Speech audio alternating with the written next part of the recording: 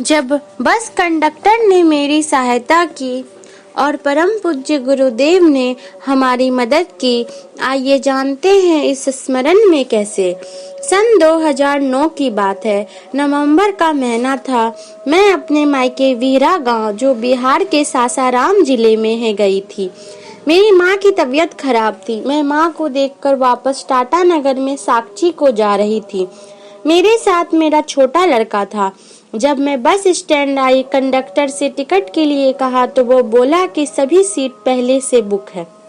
मैं बहुत गिड़गिड़ाई, बहुत प्रार्थना की कि भैया हमको जाना बहुत जरूरी है। अगर ये बस मुझे नहीं मिली तो इस समय मैं अपने छोटे बच्चे के साथ कहाँ जाऊंगी। थोड़ी देर में सांझ घिर जाएगी, लेकिन मेरी बात का उसके ऊपर कोई प्रभाव नहीं पड़ा। कहने लगा, 1 सप्ताह बाद आइए तो आपको सीट मिल जाएगी। मैं बहुत सोच में पड़ गई और कोई साधन भी नहीं था जिससे मैं चली जाती। अचानक मुझे ट्रेन की बात याद आई कि क्यों न ट्रेन से चलूं, लेकिन बाद में याद आया कि आज रविवार का दिन है। आज टाटा नगर के लिए कोई ट्रेन नहीं थी। मेरा गांव स्टेशन से बहुत दूर था। दिन का 2 बज गया था। अब मेरा रास्ता हर जगह से बंद हो गया था।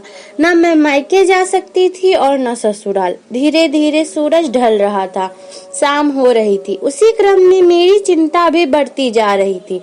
मिथिला का नियम है, भदवा तिथि में कहीं निकला नहीं जाता। दुर्भाग्य आज वही तिथि पड़ी थी।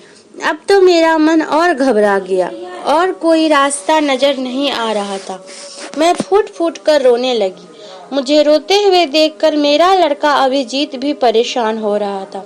लड़का बोला, घबराओ मत, एक बार मैं फिर कंडक्टर से मिलूं, अगर होगा तो आगे की तारीख का टिकट कटा लूंगा। जैसे ही हम लोग वहां पर गए तो हमें एक मंदिर दिखा जिसमें माता जी गुरु जी का फोटो लगा हुआ था। गुरुदेव माता जी के चित्रों को देखकर मैं फिर रोने लगी और अंतर्भाव से प्रार्थना करने लगी, हे गुरुदेव, अब रात होने जा रही है, बस जाने वाली है। मैं महला जाती रात में इधर उधर कहाँ भटकती फिरूंगी। अब तो आपका ही सहारा है। अब गाड़ी स्टार्ट हो गई थी। मैं बस को अपलक निहारे जा रही थी। अचानक बस कंडक्टर पर नजर पड़ी तो सन्न रह गई।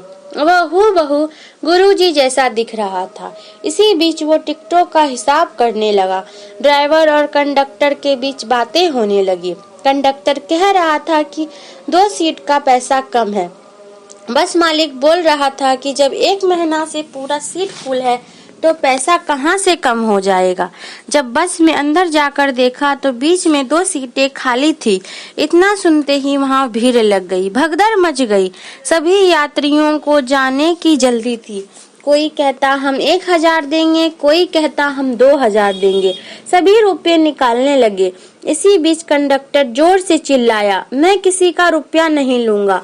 अभी कुछ घंटे पहले एक माँ बेटा जो टिकट के लिए घूम कर गए हैं, मैं उन्हीं को ये सीट दूंगा। इतना सुनते ही खुशी के मारे आंसू निकल आए। मैंने श्रद्धा पूर्वक गुरुदेव माता जी को प्रणाम किया। तब तक मेरा बेटा भी दौड़कर मेरे पास आया और बोला, माँ, टिकट की व्यवस्था हो गई, जल्दी चलो। हम बस की ओर दौड़ पड़े। जब हम बस पर चढ़े तो सभी बस यात्री शोर करने लगे, कहने लगे, पीछे जाइए, पीछे जाकर बैठिए। हम लोगों ने 1 महीना पहले टिकट बुक कराया है, इसीलिए आप पीछे जाकर बैठिए। तभी कंडक्टर आए और बोले, आप परेशान ना हो। उन्होंने मुझे और मेरे बेटे को 16-17 नंबर की सीट पर बैठा दिया और बोले, आप लोग आराम से बैठिए, चिंता ना करें, मैं आता जाता रहूंगा। इस तरह जहाँ जहाँ बस रुकती वे हम लोगों से पूछते रहते कि कोई कठिनाई तो नहीं है। इस तरह हम सब सुबह 9 बजे रांची पहुंच गए। वहां से दूसरी बस द्वारा टाटा नगर सही सलामत पहुंच गए। इस तरह से गुरुदेव ने बस में आकर मेरी सहायता की। अब सोचती हूँ तो लगता है कि मेरे प्रार्थना करने पर गुरुदेव मेरी सहायता करने स्वयं चले आए। आज भी जब मैं घटना को सोचती हूँ तो गुरुदेव की कृपा का सहज ही एहसास हो जाता है और हमारी आंखें श्रद्धा से नम हो जाया करती।